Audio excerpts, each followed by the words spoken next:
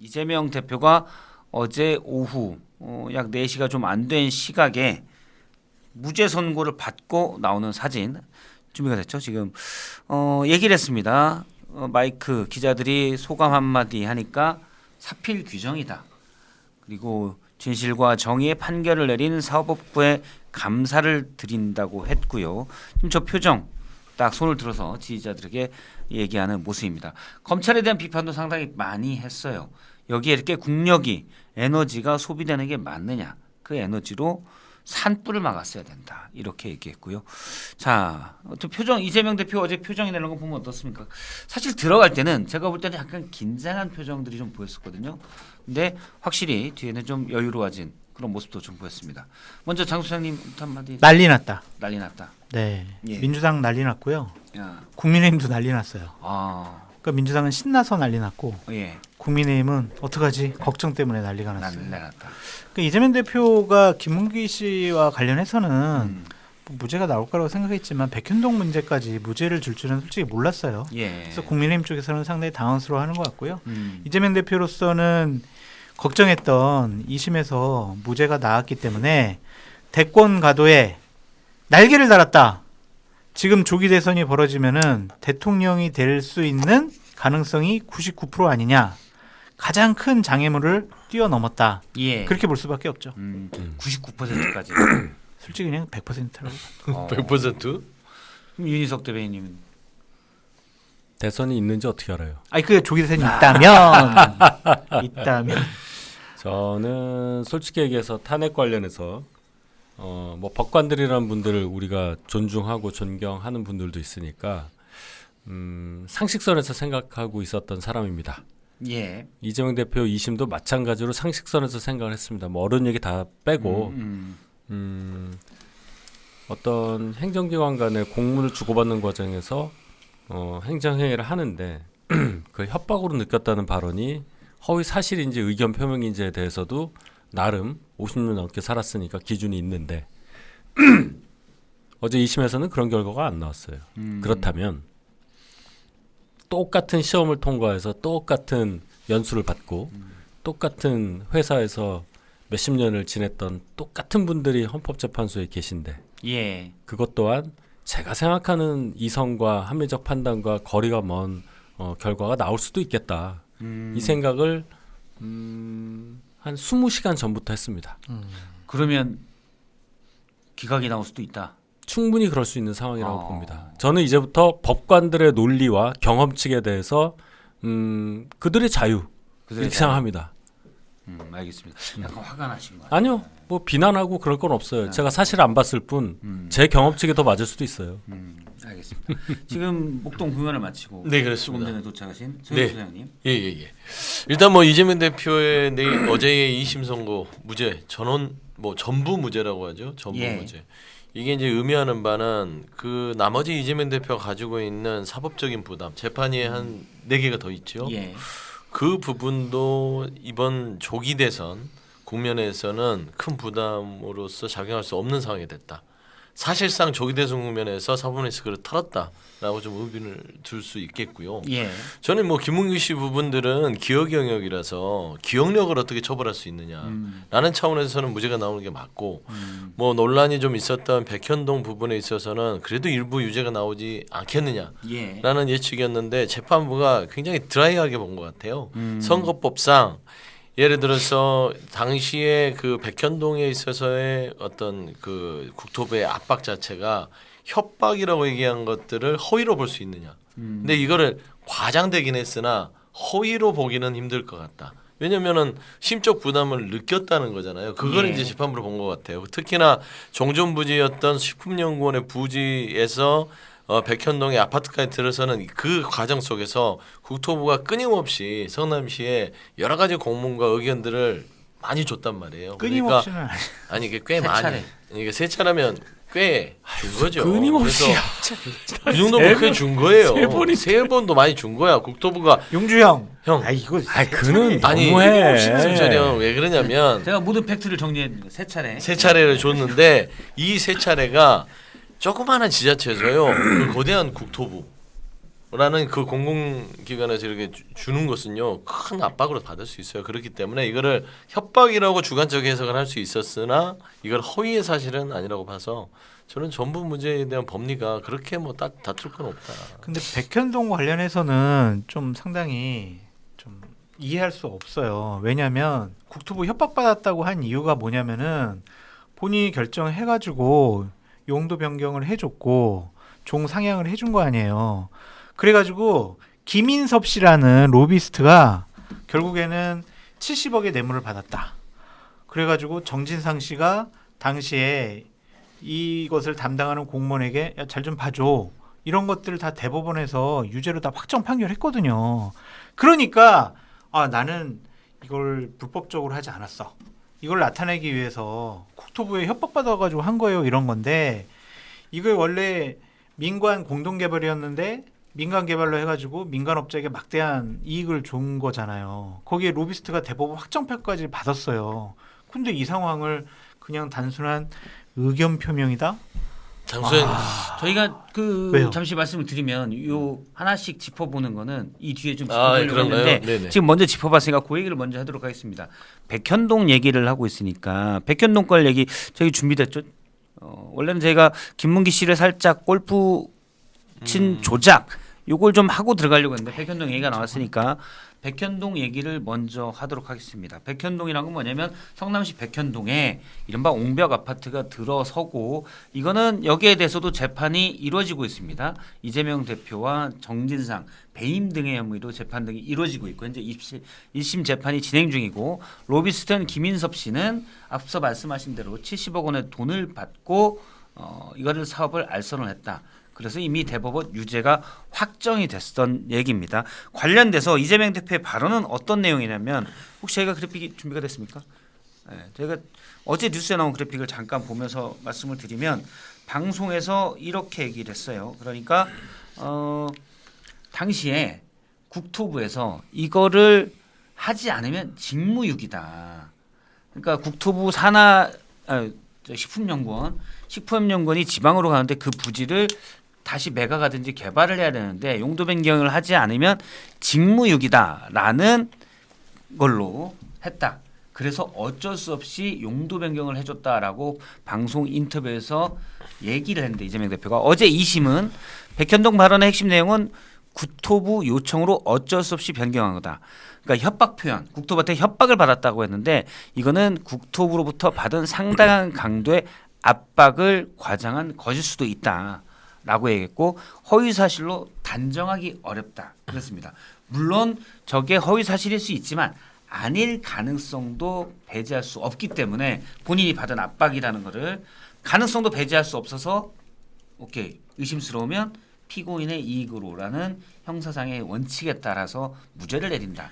이런 이제 식으로 백현동에 대해서 이제 변호사들하고 저 의미에 대해서 많이 얘기를 해봤어요. 근데 다수의 변호사들이 뭐냐면 이 백현동의 발언에 대해서는 재판부가 선거법에 있어서의 발언만 가지고 판단한 거다. 행위에 대한 판단은 아니다. 이 판단 아니다. 그러니까 지금 백현동에서 김인섭 그다음에 정진상 이재명 이 대표가 엮여 있는 백현동 형사 사건은 또 따로의 행위의 문제이기 때문에 행위에 대한 부분들은 또 재판이 다를 수 있어요. 그러니까 백현동 발언 자체가 협박으로 느꼈다는 것은 발언의 주관적인 인식에 대한 허위냐 아니냐는 부분을 판단한 것이고 행위에 대한 판단은 아니었을 것이다라고 하면서 뭐 변호사도 그러더라고요. 법률가들은 이거는 이 백현동의 형사재판과는 무관한 결과로 또 나올 수 있다.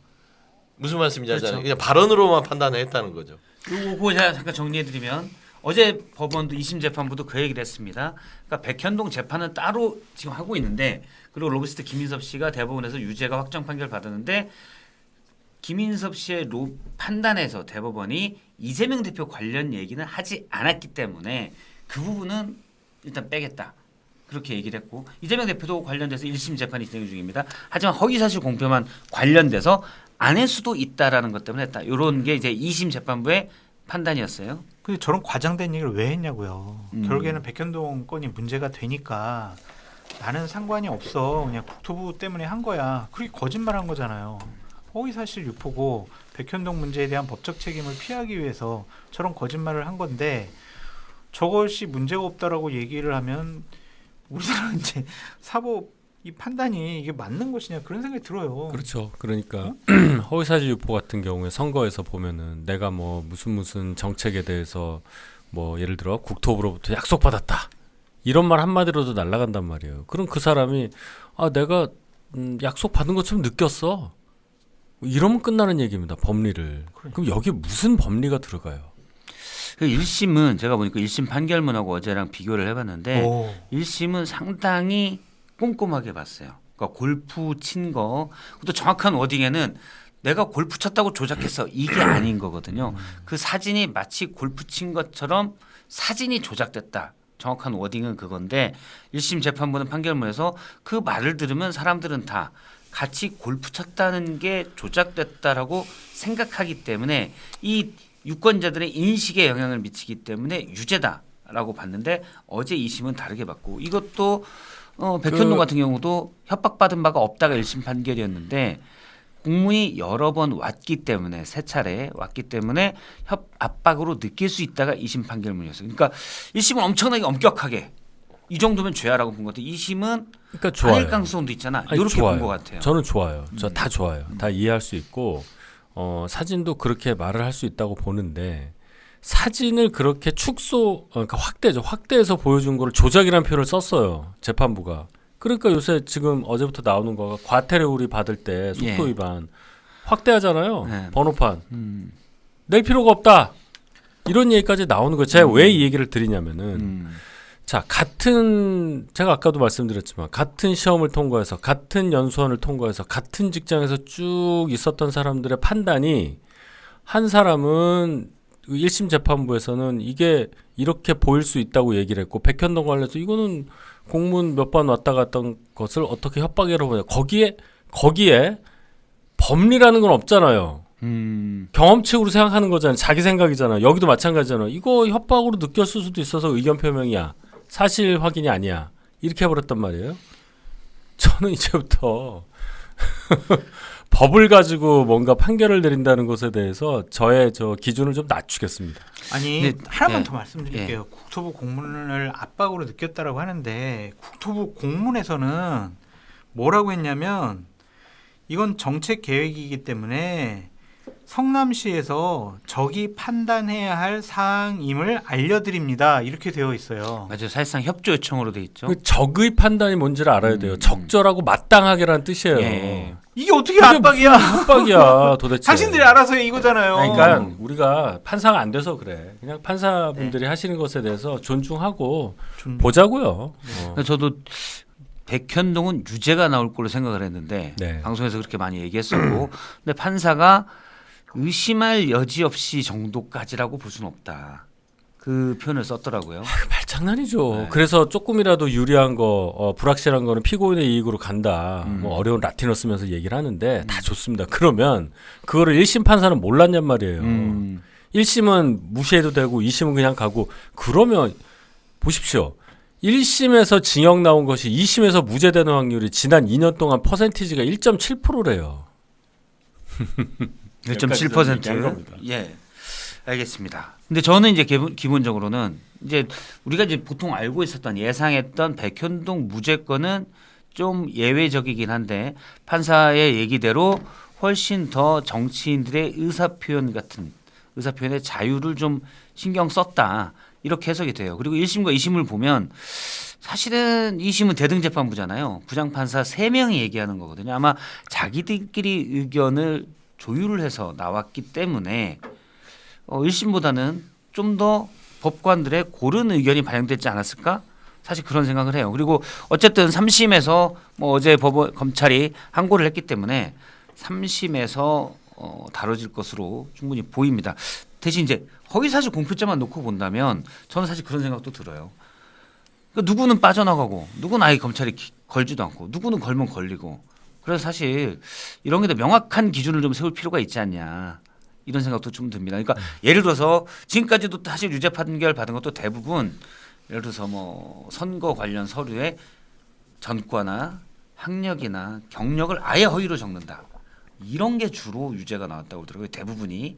그러니까 말은 저희도 사실 패널하다 보면 말할 때 일부 팩트가 틀리거나 그런 걸 수도 있잖아요. 그런 것들이 이제 다 거는 건 좀 이건 좀 리스크하지 않냐라는 생각도 듭니다. 물론 그렇다고 해서 이재명 대표가 기존 법에 있는 거를 취소해 주세요. 이런 거는 좀 말이 안 되고 일단 지키긴 해야 되는 거고. 예. 네. 네. 그런데 그러면- 선거법은 좀 저는 개인적인 의견이지만 고쳐져야 된다고 봐요. 이게 그 선거에 출마한 사람들이 말한 대로 어떤 그 허위 경력이나 허위에 대한 행위의 부분에 있어서 유권자를 우롱하는 그리고 속이는 행위는 당연히 법적으로 처벌해야 되는데 선거 과정이나 여러 가지 TV 토론에 나와서 그냥 아주 즉흥적으로 나올 수 있는 발언들까지 잡아내서 그거를 처벌하려고 하면 저는 선거 활동에 있어서 그게 제약이 되지 않을까. 그런 부분들은 따로 허위 사실로 형사적 처벌을 묻고 이거 선거법에 이 부분이 다뤄지는 것들은 너무나 검찰이라든지 상대 후보의 고소 고발을 남발할 수 있기 때문에 저는 명확하게 그냥 기준이- 유권자들을 속이는 부분에 있어서만 그 처벌을 강화하고 발언에 대한 부분들은 좀 풀어놓는 게 낫지 않을까. 정확한 지적이세요. 저도 그렇게 생각해요. 정확한 지적이시기 때문에 이재명 대표가 처벌받아야 돼요. 왜냐면은 국정감사장에 나와가지고 판넬까지 판넬 만들어 들어서 왔잖아요. 철저하게 계획된 발언이었다. 준비된 거잖아요. 즉흥적이 아니잖아요. 저도 그래서 유죄 나올 가능성이 어떻게 크다고 좀 아니 봤거든요. 그 계획된 발언 자체에 있어서도 본인의 협박을 받았다는 주관적인 감정을 입증하기 위한 판넬이죠. 그러니까 본인이 생각하는 압박을 협박으로 과장되게 표현한 부분들은 이재명 대표도 인정을 했어요.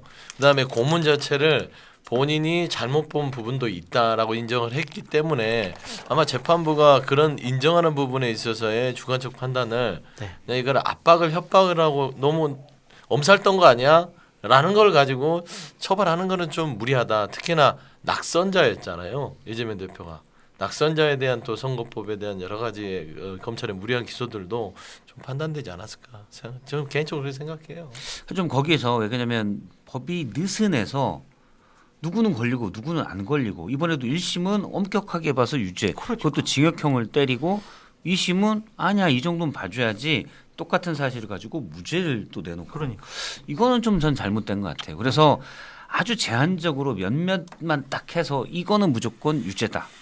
이런 게 좀 필요할 것 같아요. 제가 이재명 대표 꼭 무죄 나와서 그런 얘기는 아니고 법관 몇 명 때문에 뭐 구속영장 심사 때도 그렇고 우리가 그 판사 이름을 막 외우잖아요. 그런 적이 있습니까 사실 대법원장 이름도 모르는데 예. 그러한 시절을 우리가 이제 3, 4년째 겪고 있잖아요. 이 판사의 성향은 어떻고 고향은 어디고 뭐 학교는 어디 나오고 쭉 그거 하잖아요. 뭐 지기현 판사가 어쩌고 제가 지기현 예. 판사 이름을 어디서 듣겠어요. 이거 잘못된 거다. 누가 그렇죠. 판단을 했든 판사 이름을 알 수가 없을 정도로 나와야 되는 겁니다. 판사 몇 명 때문에 자 지금 이제는 8명 손에 다 달려 있는 거예요. 나라 운명이. 그렇죠. 그러면 어떻게 인용이 나와도 기각이 나와도 또 거기에 대해서 물고 뜯을 거예요. 자 그러면 물고 뜯는 것이 국민의 잘못이냐? 이런 상황을 만든 사람 잘못이다. 물론 그건 뭐 그렇게 얘기하겠지만은 저는 사법부가 누대까지는 아니다. 뭐 한 20-30년 걸쳐서 정치적인 사건에 대한 굉장히 왔다 갔다 하는 판단을 내린 것이 누적이 돼서 국민들로부터 불신을 받았다고 생각해요. 퇴임하는 판사들이 그런 얘기도 많이 했잖아요. 국민들이 사법부를 어떻게 보는지 우리가 반성해야 된다는 얘기까지 하고 퇴임하신 분이 있잖아요. 저는 이번 2심 판결을 보고 그분 훌륭하신 분이라고 생각합니다. 그 말씀하셨던 퇴임 법관. 1심에서는 어쨌든 백현동 발언은 고의성이 있다라고 해놓고 2심에서는 없다라고 하고 뭐가 그러니까 뭔지 너무 모르겠네. 저도 이게 양쪽 끝에서 이상하죠 서소장. 제가 어제 한 방송에서 그런 얘기를 했는데 요 상식의 틀이 있다면 저는 두 분 다 1심, 2심 이 상식의 틀에 있긴 한데 안에 있긴 해요. 그러니까. 그런데 양쪽 끝에 있는 것 같아. 네. 그래서 한 분은 되게 2심은 상당히 뭐랄까요 죄를 엄격하게 묻는 거고 그렇죠 2심은 그다음에 1심은 죄를 보다 냉정하게 조금만 있어도 이거는 죄일 수 있다라고 묻는 거고 그 차이가 너무 커서 국민들이 혼동하는 그런 얘기도 근데 또 많이 하더라고요. 지금 윤희석 그 공달 윤희석 선생님께서 지적해 준 대로 판사들도 일부 정파적인 게 있는 것 아니냐 정치적으로 너무 갈등이 심하다 보니 그런 얘기들도 사실 있긴 해요. 네. 그러니까 뭐 정치의 사법화 부분들 우리가 늘 지적했는데 자꾸 정치의 사법화가 너무 이제 그 가속화되다 보니까 사법이 정치화되는 거 그렇죠. 아니냐 그런 그렇게 생각들을 할 수밖에 없는데 저는 이제 진영에서 재판부의 판결에 대해서 너무 정치권이 왈가왈부하는 거. 본인들한테 유리했을 때는 우리 사법부 역시 정의를 바로 세운다. 이쪽에서는 정의가 망했다. 이러거든요. 어떤 판결이든 간에. 그러니까 이런 평가들 부분들을 정치권도 자제해야 된다. 그냥 저도 그 동의. 존중해야 존중하고. 되고 1심, 2심, 3심제를 둔 건 상급심을 뒀잖아요. 예. 그러니까 1심의 하급심 자체를 무시하는 건 아니나 상급심이라는 거는 조금 더 1심에 대해서 부족할 수 있는 법리를 해석을 더 잘하는 방안으로 이 2심제를 3심제를 뒀기 때문에 저는 상급심에 대한 부분들을 존중해야 되지 않냐. 그러니까 1심이 뭐 유죄가 나왔다 하더라도 1심과 2심은 엄연히 다르거든요. 그래서 저는 상급심을 존중하는 그런 우리가 어떤 법치주의에 대한 존중 이런 의사들을 여야 할 거 없이 가져야 된다. 맞습니다. 일단 뭐 존중해야지 어쩌겠습니까? 그렇다고 우리가 서부지방 폭동 사태처럼 그럴 수는 없는 거잖아요. 존중하고 다만 비판을 할 수 있지만 비판해야죠. 일단 판결은 존중하고 김문기 처장 관련 얘기도 잠깐 해보도록 하겠습니다. 일단 김문기 처장을 몰랐다라고 발언한 내용은 1심에서도 무죄, 그러니까 교유행위의 부인으로 볼 수 없다. 이건 인식의 문제이기 때문에 2심도 무죄, 1심도 무죄였습니다. 그러니까 이 부분은 건너뛰고 2심에서 유죄가 나왔던 마치 골프 친 것처럼 사진을 내놨는데 먼저 사진을 잠깐 한번 볼 수 있을까요? 고피디님 이 사진이에요.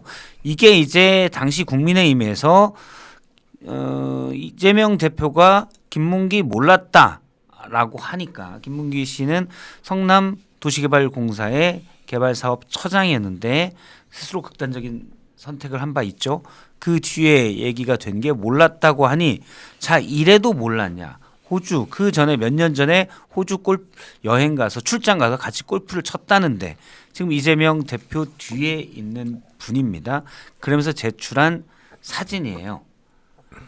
그런데 이 사진에 대해서 이재명 대표가 국민의힘에서 마치 골프를 친 것처럼 했는데 이거는 단체 사진에서 일부만 떼내서 보여준 조작된 거다. 한 발언이 있습니다. 이 발언이 나온 거죠. 예. 조작된 거죠. 그런데 제가 그 안에도 지금도 보니까 절반은 제가 누군지 기억을 못하겠다. 이게 원래 10명 있는 사진입니다. 지금 오른쪽 끝에 보면 어깨가 보이는데 한 사람의 오른쪽 어깨가 보이죠. 이게 원래 10명 있는 사진에서 김문기 씨가 들어간 4명 있는 사진만 클로즈업 한 건데 그래 이거를 이제 조작된 거다라고 했는데 이 부분에 대해서 1심은 유죄 2심은 무죄를 내린 겁니다. 저 부분은 뭐 무죄 나올 수도 있다고 봐요. 네. 저거 조작이란 단어를 저거 확대해서 헷갈리게 한 거죠. 이렇게 하면 끝나는 얘기잖아요. 네. 그걸 조작이라고 센 단어. 저분이 원래 센 단어 쓰니까 그 이해합니다. 백현동 부분은 그러면 협박받아 갖고 자기하고 아주 가까운 김인석한테 허가내줘서 돈 그렇게 많이 받고 징역 5년밖에 했다는 거예요? 그거밖에 안 되잖아요. 2심 재판부 제가 기억을 잘 할게요. 저 골프 저것도 저는 김문기 씨 알았냐 몰랐냐 가지고 기소한 것 자체가 좀 문제라고 생각이 들고. 그렇죠. 사실 그런 거를 기소하는 네, 거는 그 유죄라고 한 것도 좀 그래요. 저게 물론 대장동 건과 연결이 되어 있으니까 예. 김문기 씨에 대한 교유 행위를 부인한 거다 이렇게 우리가 볼 수는 있지만 이 부분은 이해가 안 가요. 판사의 해석. 판사가 뭐라고 그랬냐면 이재명 대표가 마치 골프를 친 것처럼 이라는 표현을 쓴 거를 갖고 이 말이 이재명 대표가 골프를 안 쳤다라고 얘기한 것은 아니에요라고 이재명 대표 머릿속에 들어가가지고 막 해석을 해주잖아. 우호적으로. 그게 맞냐. 그런 생각이 드는 거예요. 2심도 저도 그러니까 많은 분들이 장소장처럼 생각할 가능성이 충분히 해석은 네. 그렇게 됐고 1심에서는 바로 그 부분으로 저걸 유죄로 봤거든요. 근데 2심에서는 취지는 그런 취지입니다. 그렇게 해석될 수도 있지만 그냥 조작한 거죠. 요것만 강조해서 해석될 수 있는 여지가 아예 없다라고 볼 수 없기 때문에 이거는 무죄로 봐야 된다라고 이제 2심 재판부는 엄격하게 판단을 했더라고요. 결정이 내려졌으니까 뭐 어쩔 수는 없지만 좀 이해가 안 되는 부분들은 있는 것 같아요. 사실 보면 이게 검찰이 무리한 기소라는 게 이게 지금 선거법으로 혐의를 둔 게 김문기 씨를 알았냐 몰랐냐. 백현동에 대해서 국토부에 협박이 있었냐 없었냐 이게 두 가지잖아요. 이게 다 대장동이랑 백현동에 대한 형사 재판에서 끄집어내서 따지면 별건으로 선거법으로 지금 기소를 한 거예요. 그러면 이게 검찰이 무리한 기소죠. 새로운 팩트가 아니라 대장동의 어떤 형사재판을 유리하게 하기 위해서, 백현동의 형사재판을 본인들의 공소제기를 유리하게 하기 위해서 선거법으로 걸어놓은 거예요. 그랬을 때는 이 김문기를 알았냐 몰랐냐의 부분에 있어서 사진, 저거는 10명이 찍었는데 4명만 보이게 함으로써, 골프도 4명이 치는데 대부분 예. 골프도 쳤던 사람들이 4명이서 김문기를 몰랐다는 게 말이 돼? 이게 이제 연결이 돼 있죠. 그래서 저는 골프를 친 것처럼 해서 내가 김문기를 알았다고 검찰이 이렇게 증거를 제시한 거는 본인들의 공소를 유리하기 위한 조작된 사진이다. 이 부분은 이제 재판부가 그래, 이재명 대표 당신 말이 조금 더 맞겠네, 당신을 방어권 인정해 줄게 라고 해서 이제 무죄를 내린 것 같은데, 저거는 뭐 조작됐다고 볼 수 있죠. 근데 저도 이제 저런 거를 당수 소장님 말씀처럼 대선 주자들의 저런 발언 하나하나까지 해서 다 허위사실 공표를 해버리면 이거 빠져나갈 사람이 얼마나 되겠냐, 그런 생각은 좀 들어요. 검찰에. 그래서 좀 너는 죽어도 안 돼, 약간 이런 기소가 아니었냐라는 생각도 들고. 그래서 이제 반대되는 지점에서 말씀하시는 게 윤 대통령 그럼 대선 과정에서는 얼마나 많은 그렇죠. 또 말에 문제가 있었느냐 이런 얘기 하잖아요. 뭐 예를 들어 도이치모터스 투자해서 뭐 얻은 게 한 푼도 없다라든지 예. 뭐 이런 얘기 한 거에 대해서 이제 하나하나 이제 얘기하신 분들이 있어요. 그래서 그 부분은 뭐 그렇게 볼 수 있다는 거예요. 근데 백현동은 다르다. 저도 이제 백현동은 유죄, 그건 사실 중요 쟁점이었기도 하고. 그건 굉장히 다르다. 네, 그래서 유죄 혐의가 있을 텐데 법원이 어쨌든 여지를 두고 이렇게 좀 판단을 했다. 저도 여지를 두겠어요. 네, 3심을 또 지켜봐야 될 것 같습니다. 웃음이 자, 아니, 기억해야지. 그 판사 이름 기억하시겠다는 거. 아니, 제가 판사 이름 기억해서 뭐예요? 이런 판결도 있구나. 아니 그러니까 우리가 윤석열 대통령 판결도 그러니까 이제 예상하는 그걸로 대로 넘어가야 되는 거예요. 안 나오는 거 아니야? 막 이렇게 생각할 수가 있는 거 아니야? 헌재 관련해서 넘어간단 말이에요. 제가 판사들- 20시간 됐다고 그랬잖아요. 판사들 지 마음대로 판단해 버리니까. 20시간요? 어제 이재명 2심 무죄 나오는 거 보고 예. 제 마음을 고쳐 먹었어요. 아, 고쳐먹은 지 20시간. 법리와 상식과 그동안의 어떤 이성. 판단과 뉴스에 나온 상황과 저의 경험치과 여러 가지를 버무렸을 때, 야, 저 이제 물어보시면 제가 하는 대답은 기각이나 각하되기는 어렵습니다. 그렇게 봅니다. 이렇게 얘기를 했는데 예, 그렇죠. 그 철회한다니까요. 음, 이런 우리나라 이 판사 양성 시스템이 이렇게 되니 이거 최신 근데- 아니에요. 최신 이건 판결 2심 최신 이재명 판결. 이재명 무죄. 근데 요거랑 그 비상계엄을 해서 군대를 국회에 난입시킨 거랑 그것도 좀 판사들을 몰라서 하시는 말씀이에요. 아, 그래요? 네. 이재명 무죄 예상했어요? 거의 없었어요.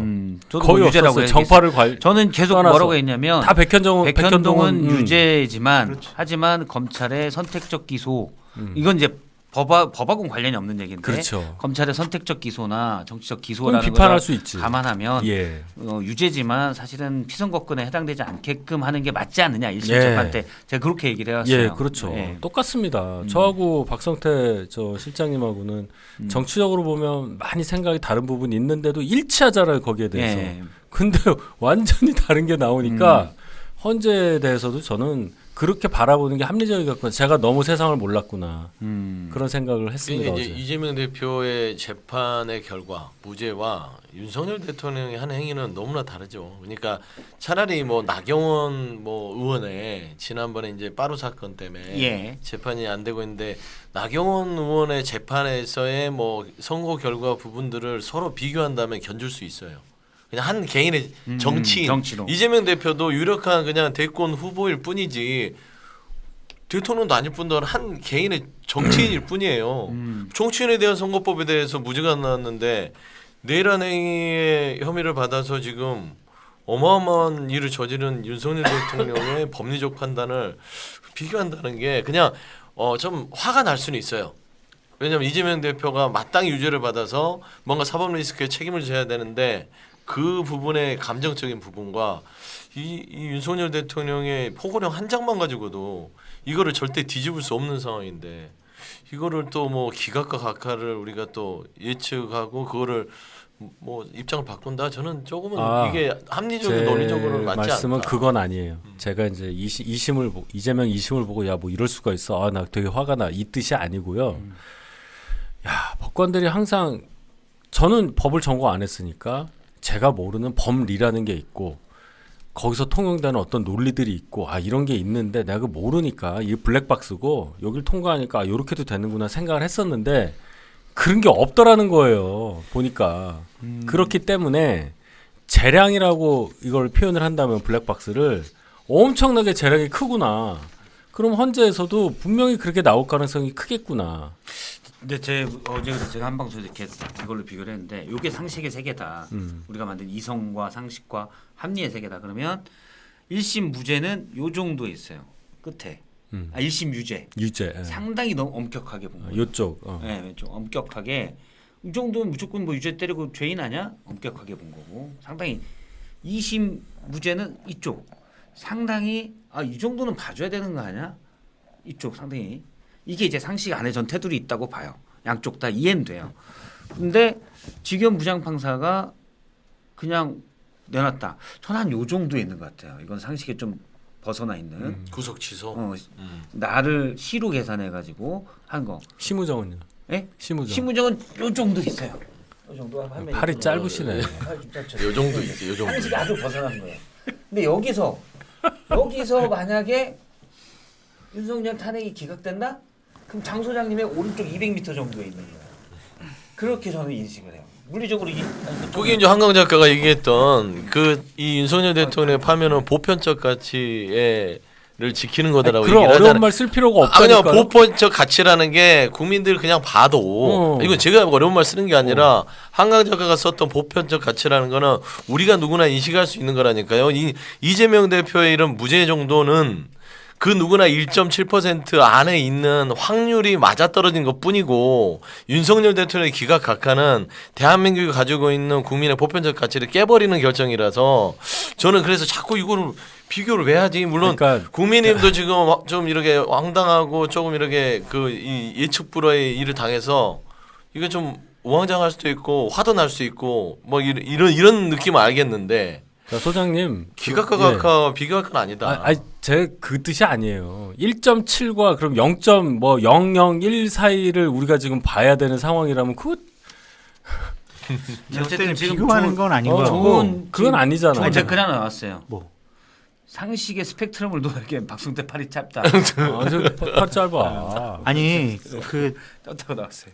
비교 그 중대성을 비교하는 건 아닌 것 같고 판사들이 튀는 판결을 할 수가 있다. 그 얘기예요, 그 얘기. 그래서 네, 헌재에서도 보수 성향의 판사들이 우리가 생각하고 예측했던 그 판결을 안 낼 수도 있겠구나. 그런 생각이 든다는 그 얘기예요, 거죠. 그 얘기. 시용상 객잔 구독, 좋아요, 알림 설정, 댓글. 고맙습니다.